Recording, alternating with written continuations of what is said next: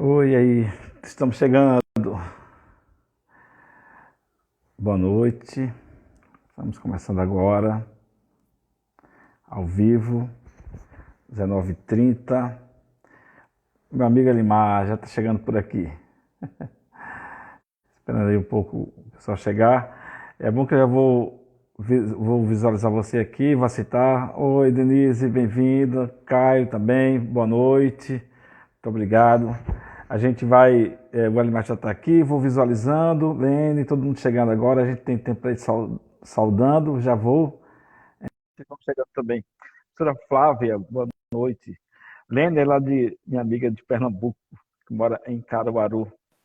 Gisele está aí no dia a dia conosco. Olá, meu amigo Elimar Melo, boa noite. E aí, boa noite. Saudações aí, Elaine. Olha, tem... Elimar, tá me ouvindo bem, meu amigo? A gente... consegue ouvir? O fone não está funcionando, não. Mas a gente está te ouvindo bem, sabia? Então tá ótimo. Tá bem. Então vamos saudando aqui, as pessoas estão chegando. E eu vou já fazer algumas referências aqui de pessoas queridas, porque aí a gente tem, né, tem muitos amigos, tanto você quanto eu, gente de vários lugares. E sempre o espaço da live é um espaço que a gente privilegiado, porque você começa a encontrar várias pessoas queridas e aí dá uma emoção assim mais significativa. Por exemplo, eu já estava encontrando aqui a Gisele, que trabalha comigo, é uma grande orientadora educacional. Iracilda, deixa eu ver, já vou encontrando aqui. Pessoas conhecidas. A Elaine é uma diretora também, coordenadora aí de colégio aqui no Rio de Janeiro. Lene é uma grande artesã na área aí da costura, lá em Pernambuco, tem um trabalho diferenciado.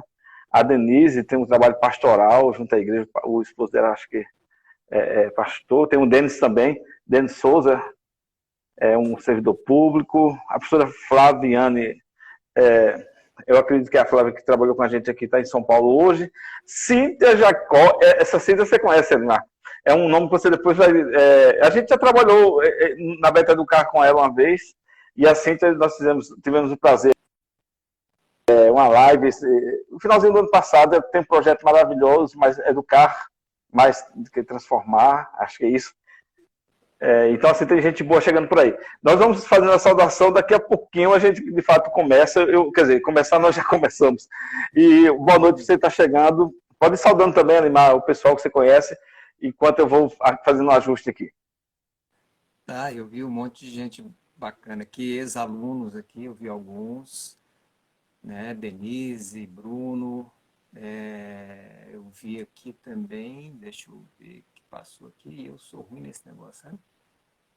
O Fred Albuquerque, que é o parceiro lá do Café com Marte, o Sargon, lá de Maringá, que é parceiro lá também, muitos projetos que a gente tocou lá com as turmas lá da escola, né, que ele tocava lá, o FGV, né, a conveniada da FGV lá, então, assim, gente boa por aqui. Então tá bom. Olha, Marcilene de Recife, e agora a professora Flávia, que eu falei, entrou agora aqui de São Paulo, e tem até o nosso representante jurídico aqui, doutor Daniel, do Ralph Advogados, então a gente saúde, estamos aí bem judicialmente protegidos. Muito obrigado pela presença de todos. A Selma, que trabalha comigo, a professora Mônica é um expoente aqui na área da Serra, né? A professora Mônica promoveu várias lives. Cara, tem um sujeito aqui que é um líder fantástico, tem feito um diferencial, Frederico Venturini, é um parceiro nosso aqui no sindicato, um grande nome nesse tempo de pandemia, a gente teve que aprender muito com esse cara, e ele tem contribuído bastante. Então a gente tem uma responsabilidade tamanha, viu, Elimar, hoje à noite aqui. Mas, gente, olha, muito obrigado pela presença, obrigado ao Elimar por ter aceito o convite da gente. Boa noite, Frederico. O Carlos Bruno, Carlos você conhece, o Bruno é um grande psicólogo, diretor também comigo aqui no Sacré-Cœur de Marie. Então, assim, e minha prima Analícia, eu vou de vez em quando interagindo com as pessoas. Mas deixa eu falar um pouco, antes do tema propriamente, nós estamos aí já com uma boa presença. Se você quiser compartilhar essa live, tem o indicadorzinho ali que parece um asa delta, você marca lá e envia para 2, 3, 5 pessoas, que aí chama mais gente para estar conosco. Mas a sua presença já é fundamental e é um bom tempo para a gente refletir. Eu começo falando, Elimar, propriamente, porque eu acho que quando a gente vai trabalhar a liderança, e o aspecto que a gente vai trazer a realidade das percepções da liderança frente a essa crise que a gente está vivendo, né, as trilhas, boas práticas, enfim, eu quero trazer um pressuposto, né, que antecede propriamente a temática, que é o nosso vínculo de amizade, que é a nossa parceria. Eu sempre digo isso, o Elimar Melo, o professor Elimar Melo, é um cara de uma formação estupenda, de administração, de pedagogia, de mestrado, no doutorado aí agora, no doutoramento, e antes de tudo é um parceirão, porque Elimar foi foi um dos meus professores, né, foi meu professor no MBA em Gestão Acadêmica Universitária. Daqueles, é tão velho, não. Mais maduro que eu sou. não, mas é um cara que... graduação, aí você não vai... Mas aí, a partir disso, nós nos tornamos parceiros, né, e amigos. Já dividimos muita estrada, muitos momentos bons de convivência, muitos palcos, né, muitas palestras, muitos seminários, livros já junto, tudo mais. Livros junto. Olha, mas eu vou te contar uma curiosidade. Hoje é dia 21 de abril, né, de Tiradentes, na época lá, eu estou lembrando disso porque quando você estava dando aula para a gente, e da forma diferenciada da sua colocação, da sua reflexão, eu falei para um amigo meu, que é o Fidelis, que não está aqui na live hoje porque é aniversário dele. Aí eu falei, Fidelis, é aniversário do Fidelis, lembra do Fidelis, né? Eu falei, Fidelis, esse cara é diretor de escola católica. E a gente começou a brincar, e ele, como é que tu sabe isso? Eu falei, eu sei, o jeito de ele falar, a abordagem. E na hora do intervalo a gente fez até uma aposta e fomos conversar com você. E a gente foi conversar com você, e aí a gente constatou que você de fato tinha sido diretor de escola católica. E ele falou, cara, tu tem que me dizer o número da Mega Sena, né? Enfim. Mas Elimar é um grande... eu tô querendo. É um grande amigo, então é um prazer enorme ter você nesse momento aqui de reflexão. Que a amizade da gente, né, seja sempre frutífera para a vida toda. É por aí que a gente começa. É um grande privilégio isso, porque a gente já fez tanta coisa junto nesses, tem o quê? Uns 20 anos. Quase isso. Né? Então, mais de 15, com certeza. Né? Sim. Aí você foi meu aluno lá com o Willy Muriel, na carta consulta, e eu lecionei uma disciplina que falava exatamente de cultura, comportamento organizacional, e que a abordagem que estava por trás, o pano de fundo era exatamente a importância da liderança nesse contexto, né? Num curso de gestão de faculdades, quando você era diretor de uma, não é isso? Sim, isso. Era diretor de uma faculdade e também superintendente de mais duas. E você tem a certeza, já falo para a turma toda aí, que é uma referência para mim, para muita gente, nessa coisa não só do aprendizado da gestão, mas naquilo que é fundamental, na comunicação. Eu acho que isso é uma coisa que você faz com uma maestria muito grande, levar, seja escrevendo, né, que eu tenho seus livros aqui, não está faltando um que está com o Erenilton, né, que eu tenho que buscar. Mas a comunicação e fazer com que as pessoas se deliciem e se aprofundem com essas conversas, com diálogos, né, que nem a gente fez, diálogos educacionais, a gente escreveu esse livro. E isso aí é tão bacana. Muito obrigado pelo convite, muito obrigado por mais uma vez a gente estar junto aí para conversar sobre um tema que nós, inclusive, já falamos nele num congresso nacional, falamos junto, dividindo esse palco. Na Beta Educar. Na Beta Educar. Na Beta Educar. Isso, em 2017. Nós já tivemos outros congressos, mas esse da Beta Educar, a gente falou exatamente disso, juntos, né? E o mediador foi o Renato Casagrande. Isso. O Renato Casagrande. E a gente traz agora de uma forma mais atual, né, para o pessoal. Mas, então vamos lá, muito obrigado. Eu quero saudar algumas pessoas, por exemplo, tem aqui um escritor, jornalista lá do Rio Grande do Norte, Luiz Penha, está com um livro novo aí, chamado O Menino das Embiras, um livro muito legal. Tem aqui também, eu estou só lembrando, Luiz Oliveira, que é uma amiga minha aí do interior de Minas, a Verônica Portugal, que é uma grande coordenadora, enfim. Então, vocês, muito boa noite, e agora a gente propriamente entra no tema. Saúdo a Rosemary, secretária, o Decotê, que é um aluno lá no PAR do Polo Paulista, em Pernambuco, que participou recentemente de um trabalho e sabia que a gente estava hoje junto e falou, vou assistir. Então, muito bem-vindo. O que é que nós vamos propriamente discutir, além dessa temática inicial já da nossa amizade, que já é laço para a nossa discussão? Nós temos um momento super marcado, né, por uma crise de pandemia que não atingiu só a questão propriamente da crise sanitária, mas a crise econômica. E, frente a isso, a grande questão, como as empresas, como as organizações, como as escolas e os líderes se comportaram para poder fazer um pouco essa travessia, e ainda de 2021, quiçá 2022, e outros impactos que a gente tem pelos anos subsequentes. A gente vai trazer como pano de fundo a discussão de algumas ideias, né, do estado da arte, que a gente chama, de leituras e conexões, de pesquisas nossas, debates, mas há um referencial que a gente vai trabalhar aqui, que é um artigo publicado recentemente pela Fundação Dom Cabral, que entrevistou 230 executivos, CEOs, presidentes, diretoria, né, o pessoal do staff assim de primeira, para poder perceber como é que esses líderes se comportaram frente à pandemia, frente ao desafio, como as suas organizações tiveram impacto, o que é que eles tiveram como ação, e aí a gente vai falar também um pouco das boas práticas, e o que é que eles deixam de legado, já para o momento, que foi no caso no final do ano, quando essa entrevista aconteceu, era por volta de outubro, né, alguns cenários ainda, por exemplo, da vacina estava se definindo e tudo mais. E como pôde se entrar em 2021 e continuar atravessando essa realidade. Um fator que é importante é que a pandemia tirou a bússola de todo mundo, né? Tirou a referência da alta performance, jogou a gente no canto de parede e o cenário que a gente conhecia já não mais existe.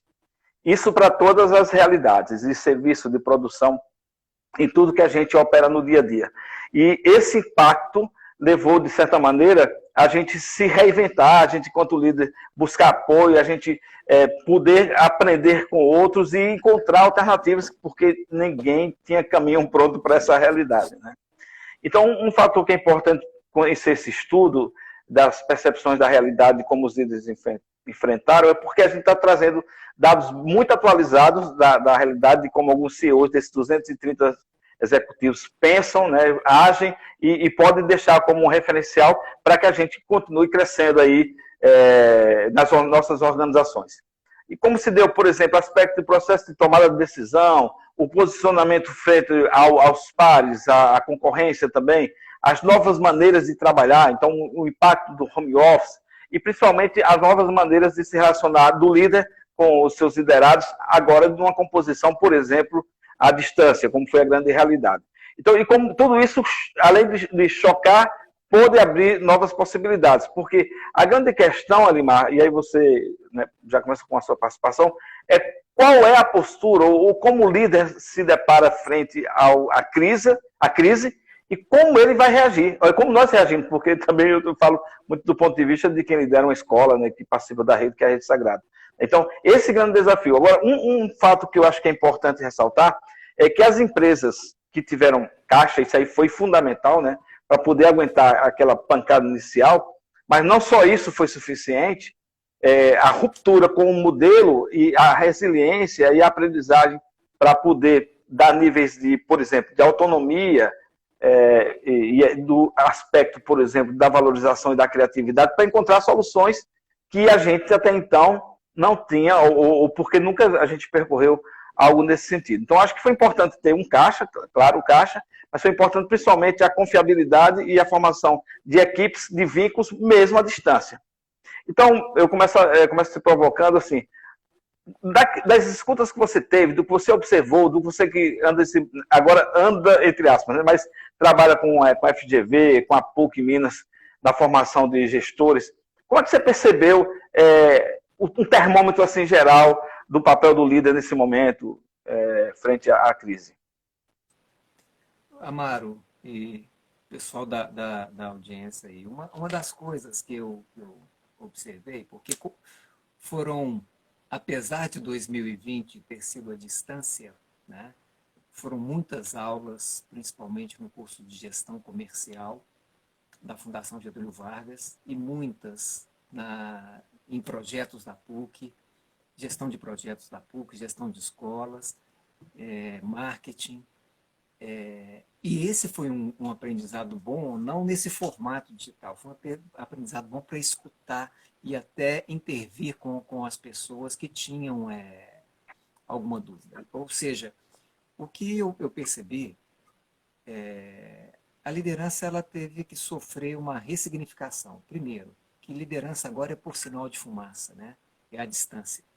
Então, uma das competências, né, que já estou adiantando lá naquele final lá das questões da dica, é a comunicação. Nós somos obrigados a fazer uma comunicação diferente. Não estávamos acostumados. E uma outra coisa que eu vi que uma mudança grande foi a tomada de decisão. Porque o papel de tomada de decisão, ela teve outro papel. É um outro termômetro, é uma outra rapidez. E antigamente, né, é claro que nós tem vários modelos de liderança, alguns livros aqui que vocês já leram, que eu já li, que fala de modelos do assim, assim, assado, né, de formas distintas de liderança. Mas uma das coisas que espera do líder é que ele tome decisão, é que ele faça escolhas. Talvez seja a principal expectativa que você tem de alguém que está numa posição de liderança, numa organização normalmente comercial, e que ele tem que fazer escolhas, né? Ou seja, tomar decisão é fazer escolha. Então, um rol de possibilidades, de alternativas, ele tem que preterir algumas para escolher uma. Ele pode fazer de diversas formas, né? Com as pessoas, sem as pessoas. E uma das coisas que eu percebi é que, para muitas das organizações, houve uma centralização das decisões em função da rapidez esperada que elas fossem tomadas. Então, isso no primeiro momento houve isso, aí depois começou a ver, olha, a gente tem que abrir isso aqui. Então, eu estou falando de um aspecto da liderança, que é a tomada de decisão, né?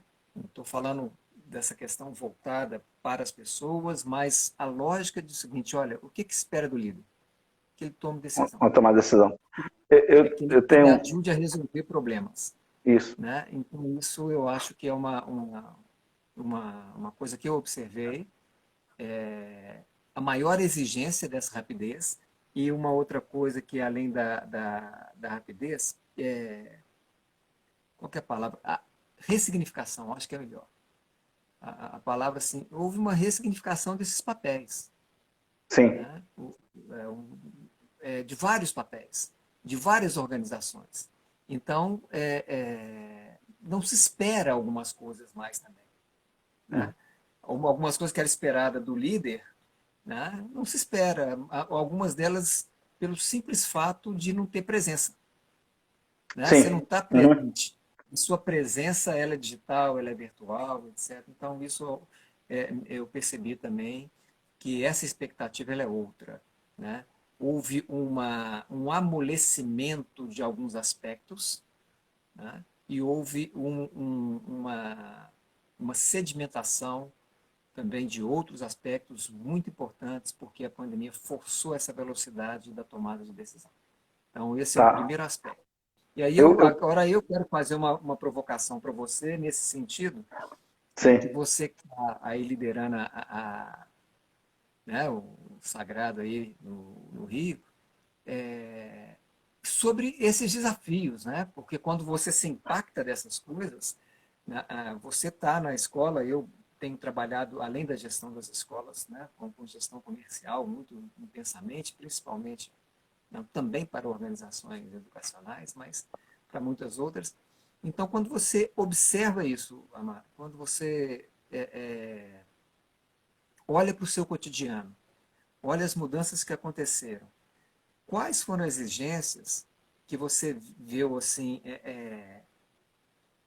São dois aspectos. As que foram evidentes, aquelas isso foi exigido com evidência, e aquelas que foram veladas. Tipo assim, você percebe, mas não foi dito, não está escrito e Sim. etc. No exercício da sua função, por favor. Como Tá é que você certo. percebe? Ótima pergunta. Só essa aí dá para a gente ter a live a noite toda. Mas deixa eu, antes de responder, trazer aqui a referência, porque tem pessoas queridíssimas, importantíssimas. Por exemplo, a professora Célia Godoy, um nome nacional, fez live conosco. Nós fizemos diálogos educacionais, né? Em tempos de pandemia. A professora Célia, um beijo no coração. Tem Sandro Vieira. O Sandro está usando o Instagram da esposa, que ele agora está sem o Instagram, mas é um grande controle da Caixa Econômica Federal de Brasília, está pertinho lá do presidente, qualquer coisa fala com ele lá. Então, gente querida aí. Mas eu não tenho essa possibilidade de leitura que você tem. Olha só, assim, a Regiana Belar, que é uma pessoa da comunicação, e que você falou, ela é a nossa coordenadora da comunicação da Rede Sagrada, uma pessoa assim que tem me ajudado muita gente. Então, quando você falou da importância da comunicação, para uma pessoa aí que contribui bastante. Aí eu vou saudando essas pessoas no nome de algumas, tá? Então, vamos continuar a reflexão, dentro da sua pergunta. Uma primeira coisa, eu diria que foi o choque da realidade. Então, o primeiro momento foi aquele impacto para mim, enquanto pessoa, enquanto líder. A escola continuava existindo num formato todo diferente e a gente tinha que gerenciar a equipe à distância, né? Então, onde é que está o fator que é importante, Elimar? E aí foi, para mim, nesse aspecto, talvez evidente, por ser uma prática de gestão nossa, no sentido dos vínculos e da humanização das relações de uma proximidade.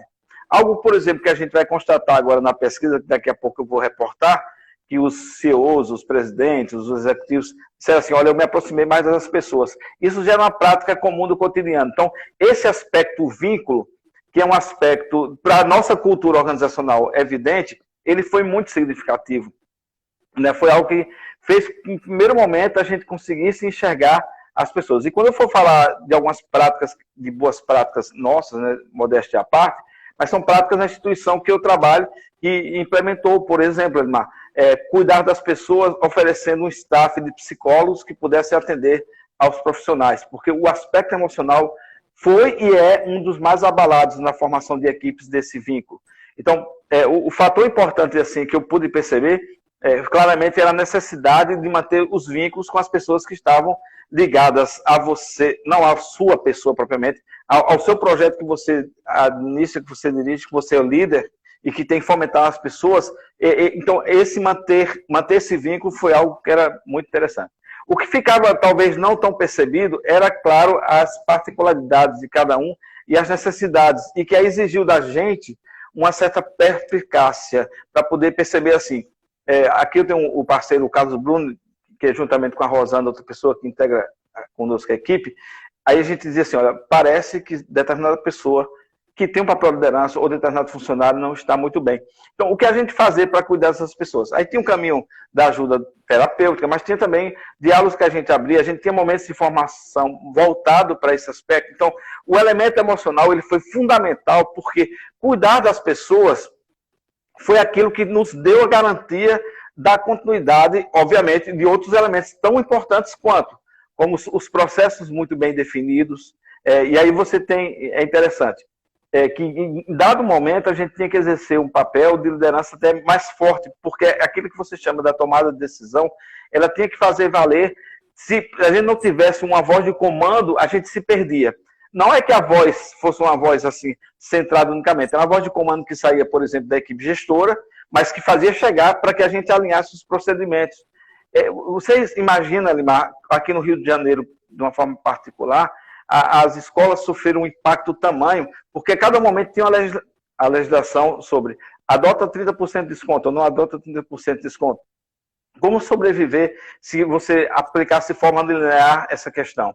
A fuga de alunos da educação infantil, que foi um quadro geral. Então, essa crise foi nos ensinando que a gente tinha que manter firme princípios, valores, cuidar das pessoas e saber que a gente estava se reinventando. É claro que as escolas que já tinham uma base, por exemplo, de tecnologia, como era o caso da nossa, que já vinha trabalhando em tecnologia, ou empresas que já adotavam modelos de videoconferência, ou momentos de home office, etc., isso foi mais fácil para tocar. Agora, tivemos realidades diversas. Eu acredito que um aspecto fundamental, vigente, foi o cuidado das pessoas. O que ficou intangível era como cada um podia reagir, ou às vezes assim, o nível de proatividade e de produtividade, porque foi um aprendizado também. E aí você já não tinha aquele controle, por exemplo, do batimento do ponto, mas você tinha um controle, de certa forma, daquilo que era entregado, daquilo que era possível ser entregue para somar o todo. Agora, eu vou trazer algumas reflexões mais à frente, porque nós tivemos que adotar medidas rígidas, não só como escola, mas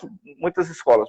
Por exemplo, na pesquisa que a gente tem aí, que a gente está se reportando, 42% dos entrevistados, dos líderes entrevistados, eles tiveram a adoção de redução de salário, né, considerando que a medida provisória depois tornou lei. 68% dos líderes disseram que não houve tanta alteração das pessoas que estavam ligadas diretamente a ele. Das empresas que adotaram a redução de salário, estava o perfil das empresas que tinham mais de 501 funcionários a 1.000 colaboradores. Então, essas empresas adotaram, por exemplo, a questão da redução salarial.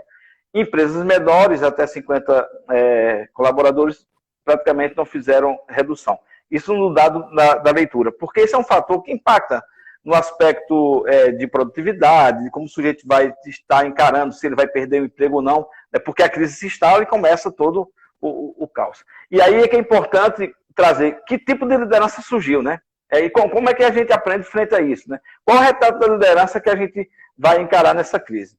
E aí eu acho que a pesquisa traz um elemento importante que eu queria socializar, que foi o seguinte: 65% dos líderes afirmaram que naquele momento mais caótico, se aproximaram dos outros líderes, dos outras diretorias, do C-Level, de outras pessoas, para criar sinergia de poder de decisão. Então, eu vi isso, como já era uma prática nossa, então só consolidou, só fortaleceu. Mas eu vi isso em outros pares, amigos meus, né, que a gente ficava conversando no WhatsApp, buscando como é que você está fazendo? Vai abrir, não vai abrir? Como é que o governo sabe? Então, isso foi interessante, que a gente, parece que quando a gente está em meio à crise, a gente pode, né, se unir mais. Nesses dias eu fazendo um vídeo sobre o Dia do Amigo, lembrei do médico argentino, que foi um segundo, na verdade, primeiro foi um paraguaio, depois um argentino que falou sobre a ideia do Dia do Amigo. Mas esse segundo, que é um argentino, ele dizia o seguinte, lembrando, se o homem se unir, ele consegue vencer todos os obstáculos. Ele se reportava isso referente ao quando o homem, no dia 20 de julho de 69, chega à Lua.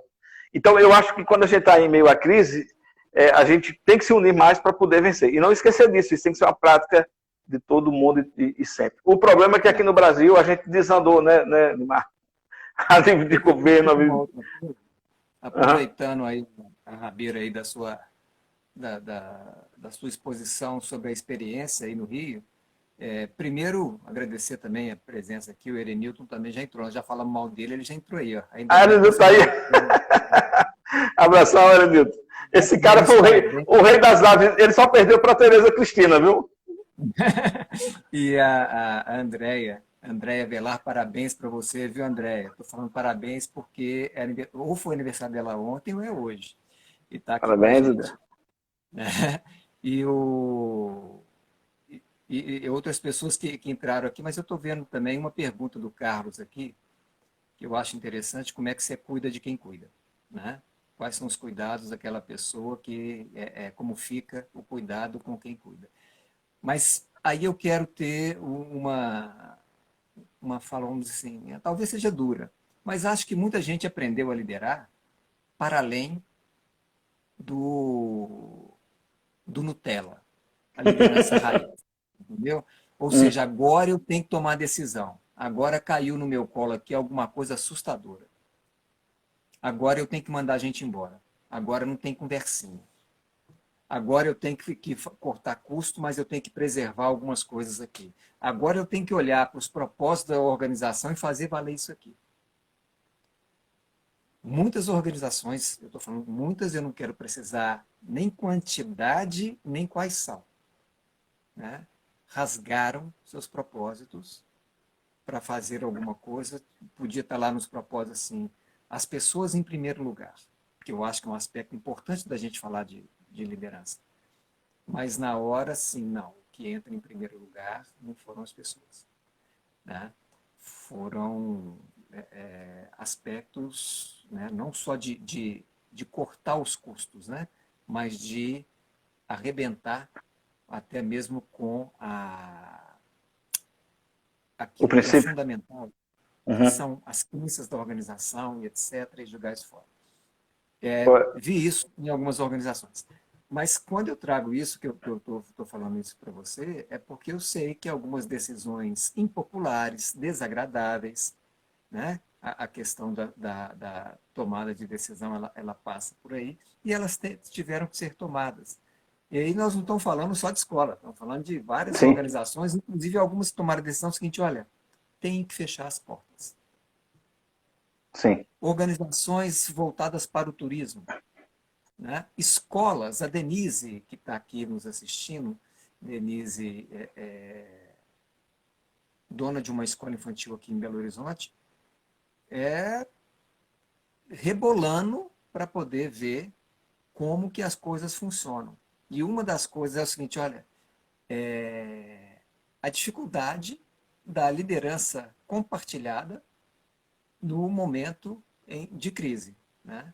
Onde a gente tem uma dificuldade muito maior, que é o que você colocou aí. As pessoas não entram dentro dessa lógica, né? Elas não respeitam essa lógica.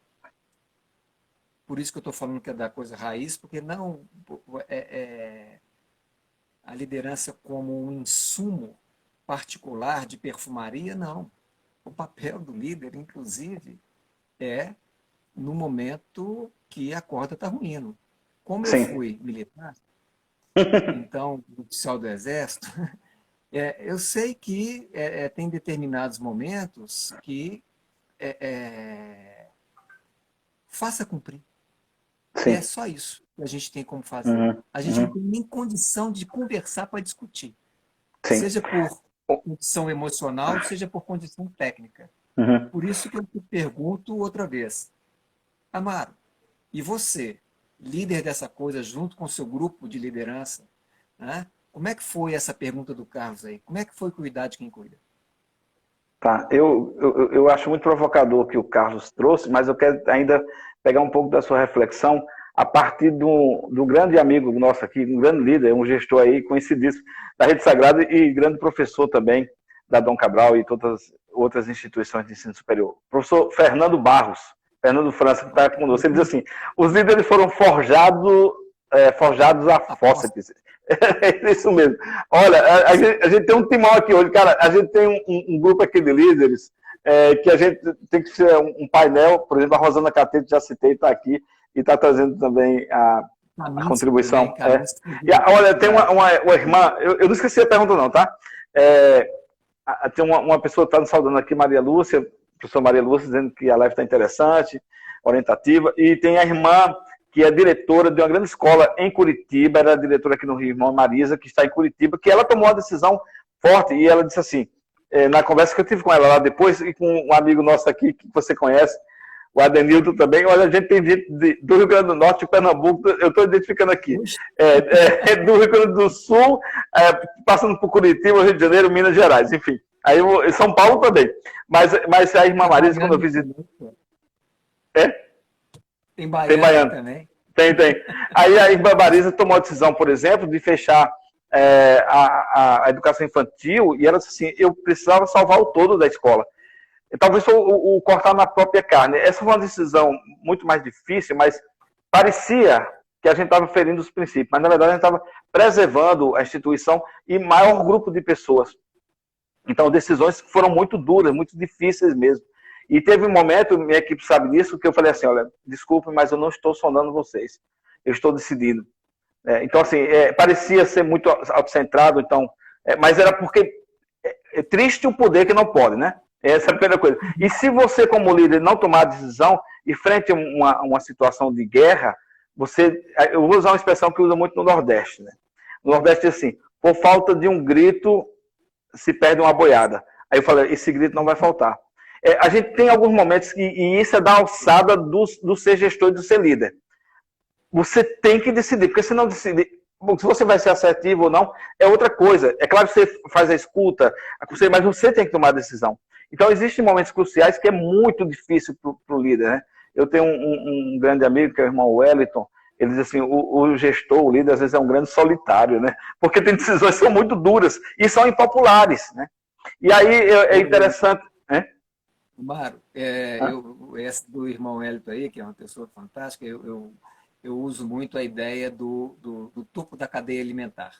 No topo Sim. da cadeia alimentar está o tigre.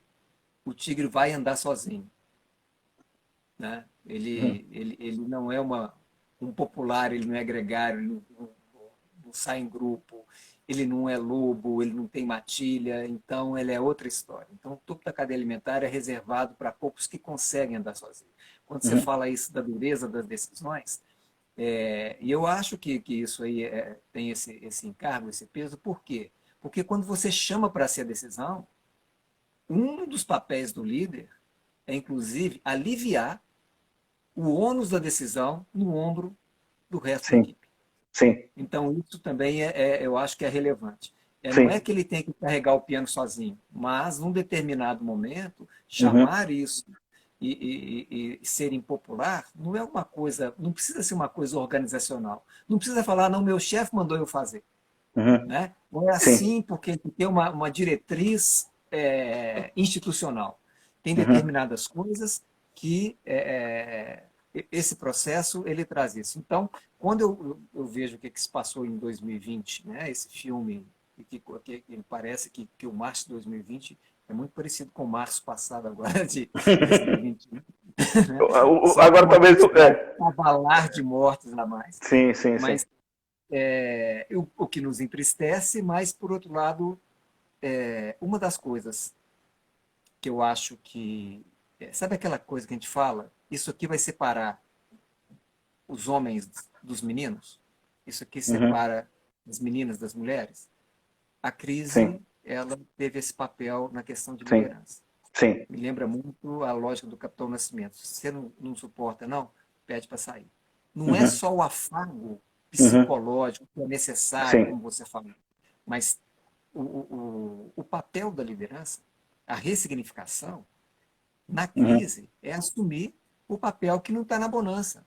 Sim. Algumas empresas ficaram muito bem. Tem algumas empresas que cresceram, como diz a palavra da moda, exponencialmente. Mas algumas simplesmente quebraram. Né? Então, esses papéis... Elimar, deixa eu interromper aqui, porque tem um negócio que eu não posso perder essa oportunidade e vou responder a pergunta do Carlos. A irmã Viviane Moura, que está aqui, ela é uma irmã paulina.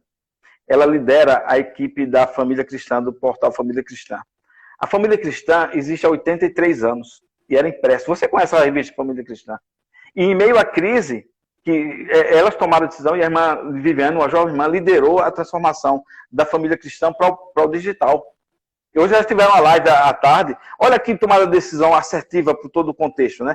E assim, então, isso é muito importante. Foi nesse momento que você disse que separou as meninas das mulheres. Eu vou usar uma expressão que talvez se atribui a Wilson Churchill, não sei se de fato é dele. Mas ele coloca, o pensamento é mais ou menos assim, independentemente de quem venceu o autor. Que tempos difíceis formam homens fortes. Homens fortes formam tempos fáceis.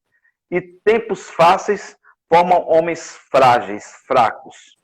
Então, acho que nesse tempo difícil, e a gente estava vivendo essa realidade das pessoas muito fragilizadas. Eu acho que a gente vai ter agora, com esse impacto que nós estamos vivendo, que é um tempo difícil, de novas aprendizagens, de novos significados. E agora, respondendo à pergunta, quem cuida daquele que cuida, eu acredito que o primeiro ponto fundante é o autocuidado.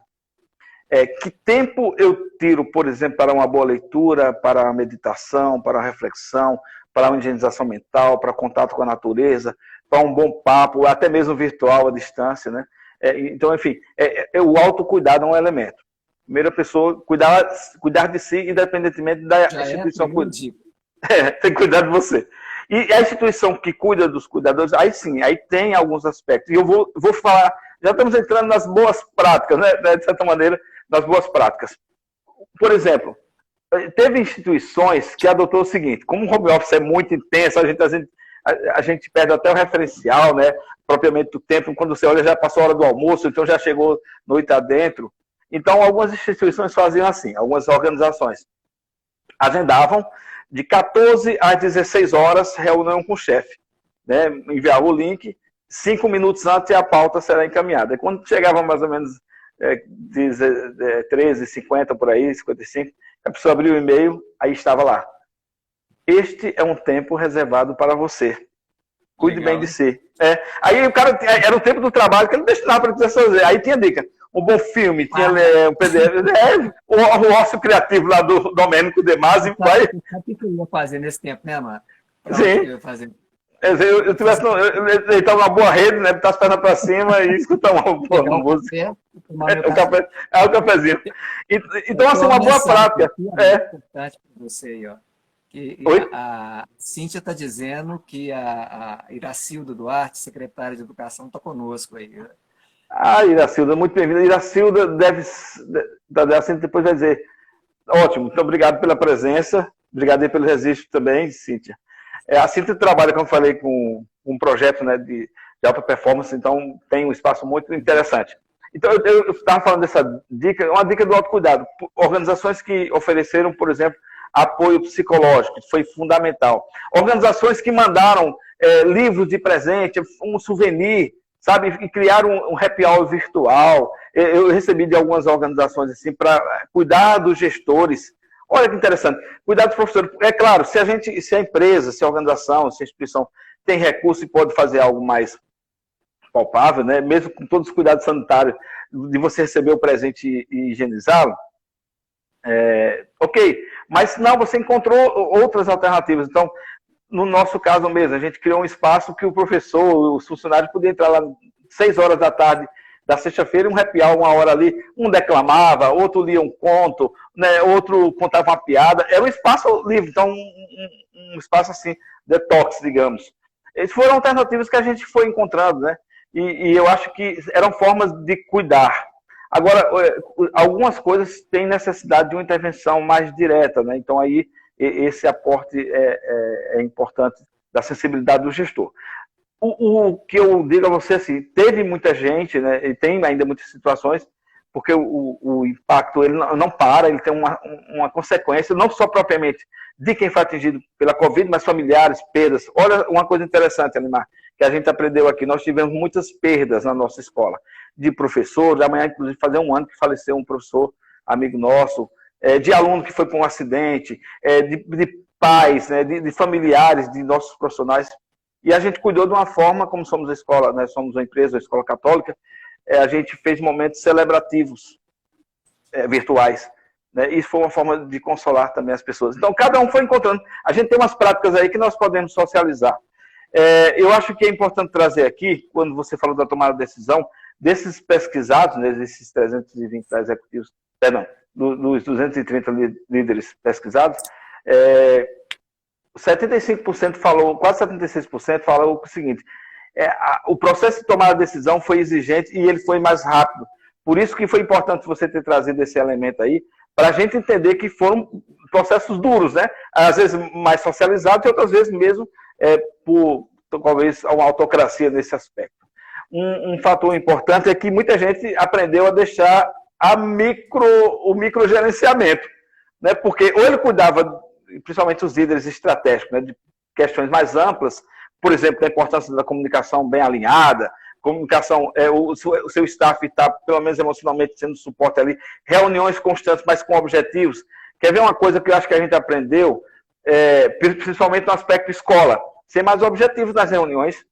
Você tem um tempo de videoconferência que passou ali, então você tem uma pauta mais definida, aprendeu a ser um pouco mais executivo. Desses pesquisados, destacaram o seguinte, que 22% dos líderes, dos executivos, eles disseram, nós tivemos um maior foco nas pessoas. Né? Outros não esqueceram a dimensão estratégica, foi 28%. E me parece que na pesquisa, acho que em torno de 14% falaram assim, nós fomos cuidar da dimensão financeira. Então, esse eixo, processo, pessoas e a questão financeira, a gente teve que fazer o malabares o tempo todo, porque as organizações são vivas, as empresas são vivas, e elas têm dado momento, eu gosto muito da ideia do malabares, eu sempre falo isso, né? Malabares está lá jogando a bola, o que for que estiver lá e uma está lá em cima, seria um momento assim financeiro, e está cuidando aqui da questão das relações, outra é a questão do processo. Então, esse equilíbrio, esse malabar o tempo todo, foi uma exigência tamanha da postura do gestor para poder sobreviver esse tempo de crise. Agora, uma coisa interessante é que a gente não tem, por incrível que pareça, não tem receita pronta. A gente tem as experiências, eu queria ainda focar, você vai voltar a falar, óbvio, de algumas boas práticas que elas podem servir como uma luz para a gente continuar nessa reflexão. Eu vou saudar aqui a Juliana Borga, ela é a jornalista responsável, e ela está colocando assim, seria o fim das reuniões que poderiam ser resumidas num único e-mail? Eu acredito que sim. Eu diria que a gente tem que otimizar um pouco a comunicação. E acho importante que a gente crie os espaços virtuais ou mesmo presenciais, mas tem que ter coisas com objetividades, né? Então, acho que nesse aspecto a otimização do tempo é um recurso muito necessário para a gente bem viver nas organizações. Obrigado pela pergunta. É com você, Elimar. Você falou de auto, né, o cuidado consigo mesmo. Aí tem várias coisas do cuidado consigo mesmo. Eu estava vendo apesar dele ele ter uma abordagem um pouco mais ampla. Sim, sei qual é. O foco triplo do Goleman e do Peter Senge, ele traz três elementos, né? O triplo não é por acaso, né? Que é o foco em si mesmo, o foco no relacionamento, né?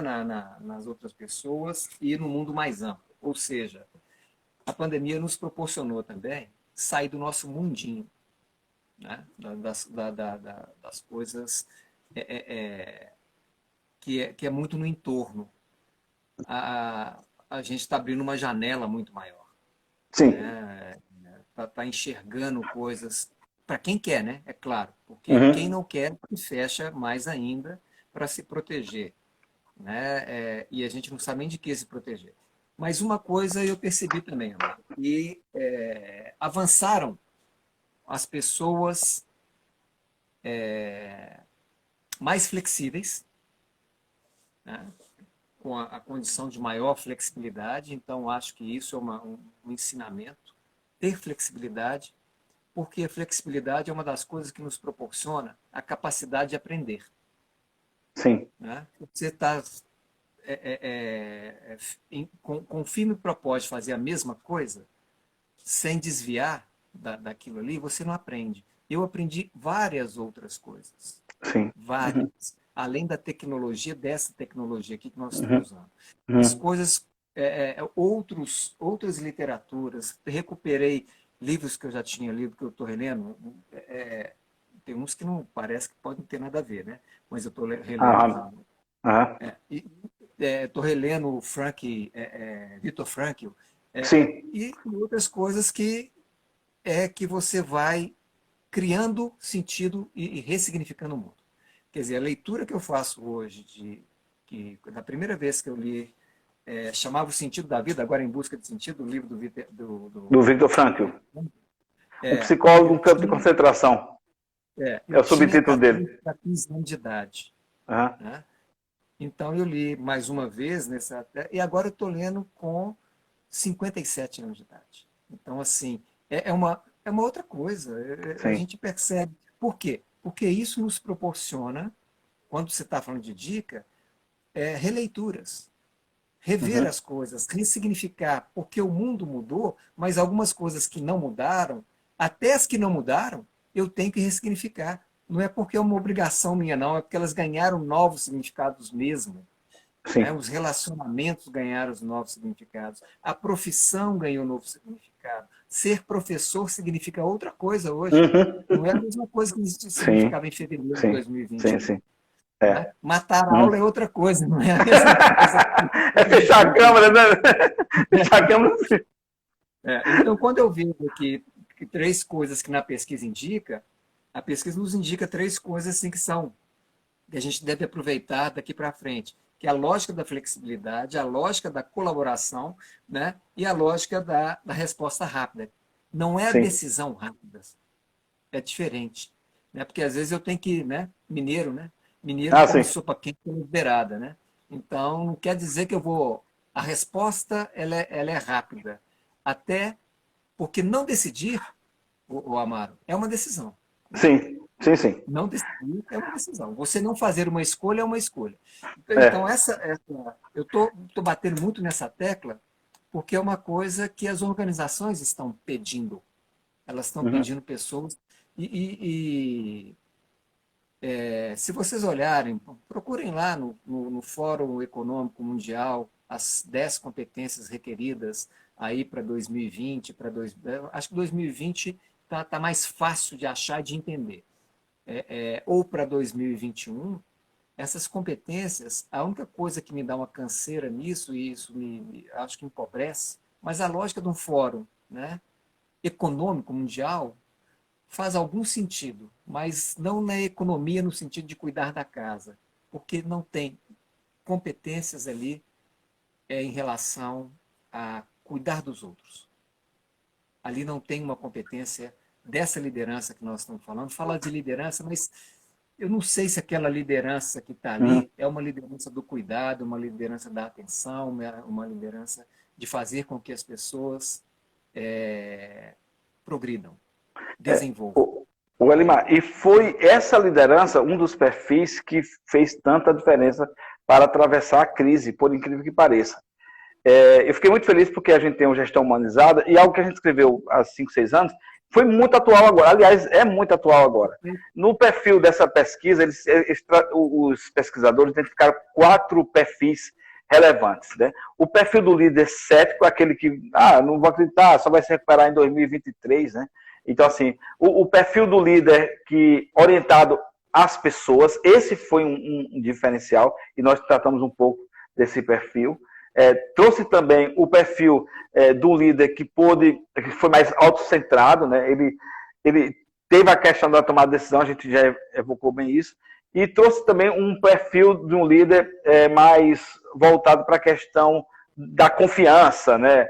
Eu gosto muito desse perfil do líder confiante, que eu olho muito para o nosso amigo Barros, né? O Fernando França Barros, que ele é um líder muito confiante. Então, esses 4 elementos foram perfis que os pesquisadores identificaram e eles disseram assim, olha, mas não tem um perfil que responda a tudo, não. Tem um perfil que, dado momento, exige ser assim e, dado momento, exige ser diferente. E aquele que sabe ter essa adaptabilidade é o que pode dar resultados melhores. Por isso que aí a gente trouxe a questão, quando a gente aponta na nossa proposta, que a gente já está caminhando para o final, eu quero trazer, foram boas práticas que iluminar o finalzinho de 2020, a sua travessia, e estão iluminando ainda 2021.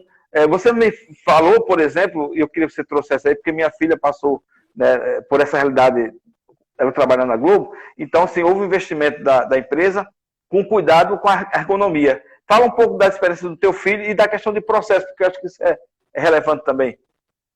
Ah, tá. Quando você estava falando de processo, pessoa, né, e falou do financeiro, ainda tem mais uma coisa para a gente colocar, para usar uma teoria que é o Balance Scorecard como referência. Sim, planejamento estratégico. Então, não necessariamente voltado para o planejamento estratégico, mas a lógica de você balancear os seus indicadores, Sim. que é a lógica do BSC, ela traz a perspectiva financeira, a perspectiva de processo, a perspectiva de pessoas e a perspectiva de mercado. É o seu malabares, né? Eu Uhum, estou sim. colocando uma base, vamos chamar assim, teórica da gestão disso aí, que é a implementação, né? O BSC como implementa uma condição de implementação de estratégia, mas essa lógica ela está em toda a gestão. Então, quando a gente olha esses quatro tipos de líderes do nosso artigo, né, que a gente pesquisou da Fundação Dom Cabral, que você trouxe isso aí, o cético orientado para as pessoas, o autocentrado e o Confiante. confiante, em determinado momento, cada um deles faz esse malabares com essas 4 coisas: o foco no mercado, a necessidade financeira, a atenção às pessoas e a reformulação dos processos diante dessa fase de transição. Eu acho interessante, o Amaro, a gente ter essa clareza quando você fala dessa experiência que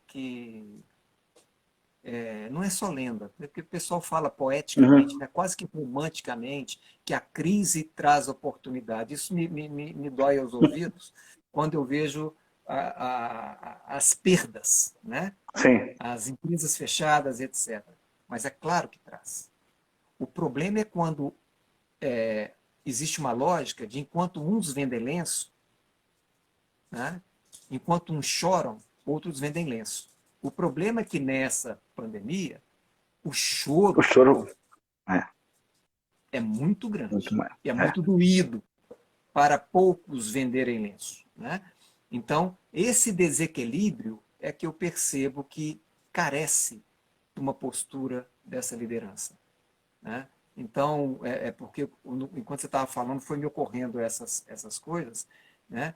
Que de exatamente fazer usando a sua expressão, o malabares, ter a condição de fazer esse equilíbrio, de não deixar, né, a bola cair, que eu estou jogando as bolinhas de tênis no sinal, né? Não deixar cair, porque em determinado momento isso é um risco grande, né? E a liderança é para evitar essa coisa. E não é uma liderança, vou voltar a falar, né, romântica. Quando a gente fala que a liderança é voltada para as pessoas, não é uma postura romântica para mimar ninguém, é para cuidar. O aspecto do cuidado, ele é fundamental. E tem um livro do Leonardo Boff, Saber Cuidar, Você viu que tá. que quem não leu ainda leia, né? Porque ele traz esse aspecto, é claro, para uma dimensão muito maior, mas é o aspecto do cuidado, a importância disso na vida, quanto Sim. mais Uhum. nas organizações, sejam elas sua família, sua congregação, seu negócio, como aí a revista Família Cristã que você colocou, essa Sim. dimensão do cuidado como negócio, as empresas, né? Então, são desafios muito interessantes. E Uhum. como dica, para esse cuidado, eu volto na primeira coisa que eu falei, é a pegada da comunicação. Tá. A pegada da É, comunicação. Saber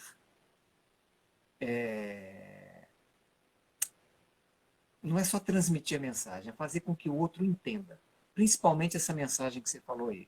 A mensagem de prover as pessoas de suporte psicológico, emocional, afetivo. Isso também é fundamental. uhum. Eu estou olhando aqui, já querendo te interromper, porque o Instagram tem um tempo, daqui a pouco ele nos derruba, mas eu Ah, queria. é? É. Desculpa. Não, diz que agora está um pouco mais tolerante, mas eu estou trabalhando com a margem de 1 hora mesmo. Então, quando a gente falou, eu provoquei você da questão do processo no investimento, por exemplo, da ergonomia, é que seu filho recebeu, né, uma cadeira que contemplasse Ah, as necessidades, né? sim. Né? A empresa que ele trabalha é uma empresa mundial, de consultoria no nível mundial, mandou para ele uma cadeira para ele trabalhar em casa e ele já tinha um computador para trabalhar em casa, está mandando um outro computador agora, na segunda lógica, é o seguinte, ó, estou te mandando agora, ele tinha um desktop, agora está mandando um notebook, para não necessariamente ele estar sempre no mesmo lugar. O Interessante. desktop era, você vai trabalhar aqui, porque a gente acha que você é passageiro, mas depois de um ano, né, É. ela falou, agora você vai Por receber o isso. notebook, É, se você quiser sair da sua casa e trabalhar na casa do seu pai, que é o que ele já falou que vem fazer aqui, que vai ser sim. ótimo, então ele vai trabalhar aqui no escritório e assim, porque ele pode trazer esse equipamento, né? É. Isso facilita, é um carinho das Uhum. organizações nesse sentido. O E Elmar, isso e tem uma nesse, lógica de conceitual que a gente chama de ergonomia, né? sim. A ergonomia é a adaptação do trabalho à pessoa, né? E aí, quantas empresas estão dizendo que não vão voltar ao modelo de escritórios, porque não dá para voltar, né? Então, assim, fechando as dicas, ergonomia foi um aspecto, investimento, por exemplo, no custo da internet, que algumas empresas custearam e ofereceram para que tivesse uma melhor capacidade de conexão, né? O investimento no acompanhamento emocional, eu citei, isso foi outra dica. Quero trazer ainda os souvenirs, quero recordar como marco para criar esse laço de afeto e cuidado. A agenda do espaço pessoal que eu citei, happy hour virtual. Então, essas práticas que a gente está trazendo é só para deixar como luzes, primeiro que a gente cuide da gente mesmo e que a gente cuide dos nossos liderados. Olha, nós queremos agradecer demais você que cuidou da gente, estando conosco aqui nessa reflexão. Um beijo no coração de cada um de vocês. Essa live vai ficar salva no meu na IGTV, lá no meu Instagram. O Elimar depois também pode compartilhar. Convido vocês a estarem sempre... Tá bom, sério. Na terça-feira próxima, eu vou estar tendo aqui um espaço também conversando sobre imagem e comunicação com a Natasha Franco. A gente vai estar discutindo a liderança e o papel da comunicação. Natasha, você está convidado aí. Obrigado. E depois a gente tem uma série também de lives. Olha, Elimar, tuas palavras finais, se o Instagram não nos derrubar. E eu volto com aquela ideia que você propôs do sorteio dos 2 livros, né? Fala aí. Então, meu muito obrigado pela oportunidade, Amaro. Acho que a gente está combinando isso um tempão e agora deu certo. É isso. Muito obrigado. E obrigado a toda essa audiência aí que nos ajudou aí, né, a trocar essa ideia. Muito bom. E fala do livro que você propôs que a gente fizesse um sorteio. Deixa eu pegar aqui e você apresenta o livro. Só um pouquinho. Nós temos um livro que nós escrevemos juntos, que é Diálogos Educacionais, com mais outros 3 autores. E a gente queria sortear. E tem o comentário do Augusto Cury. Hamilton Werneck, o Renato Casagrande, Schettini, você e eu. Isso. Só que eu não sei fazer qual é essa operação. Não, então, vou explicar. O Elimar quer sortear o Diálogos Educacionais e eu quero sortear para vocês o Gestão Humanizada. Então, como é que a gente vai fazer? Esse post que está anunciando a live de hoje, está no meu Instagram. Você chega lá no post, curte o post, marca uma pessoa. Se você deixar um comentário legal, deixa um comentário. São 8h30, 9h30, 21h30 hoje eu realizo o sorteio. Então, mas a condição você curte o post, segue Elimar Melo, tem que seguir Elimar Melo e me seguir também, tá? Curte o post, segue Elimar Melo, me segue, deixa um comentário com o nome de uma pessoa. Um comentário, quando for 21h30, a gente sorteia. O primeiro livro a ser sorteado vai ser o Diálogos Educacionais. Aí o Elimar vai autografar e vai enviar para você. Eu entro em contato com o seu direct, pego o seu endereço e o Elimar vai mandar para você. E o Gestão Humanizada vai ser o segundo sorteio. Aí você vai, a gente sorteia, deixa lá grifado quem foi, destaca, e eu mando para você, para sua casa. Então, repetindo, curte o post, segue Elimar Melo, me segue também, comenta alguma coisa, só coisa boa, tá? E marcando alguém, aí quando for 21h30, aí a gente sorteia. O primeiro sorteio vai ser o Diálogos Educacionais, a gente comunica você, e o segundo sorteio do Gestão Humanizada. Você vai receber na sua casa, autografado aí por nós, sem nenhum custo. Não é isso, Elimar? Isso aí. Gente, vou me despedir, agradecer demais a parceria do meu amigo Elimar, o cara que eu admiro profundamente. Tá? É um irmão da caminhada, das coisas boas que a vida me deu. E a cada um de vocês que estiveram aqui, de norte a sul, nos prestigiando, obrigado, coração. Eu vou terminar com um pensamento do Leonardo Boff. Ele disse assim: sigamos o caminho das pedras e do fogo. As pedras, quando elas entram em atrito, elas geram fogo. O fogo que aquece. E ao mesmo tempo que dá luz. Que as nossas palavras tenham aquecido o coração de vocês e iluminado os seus caminhos. Fiquem com Deus. Um beijo no coração de todo mundo. Beijão, Elimar. Fica com Deus. Um abração. Aqui a gente se despede. Obrigado a todos aí. Tchau, tchau. Abração. Tchau.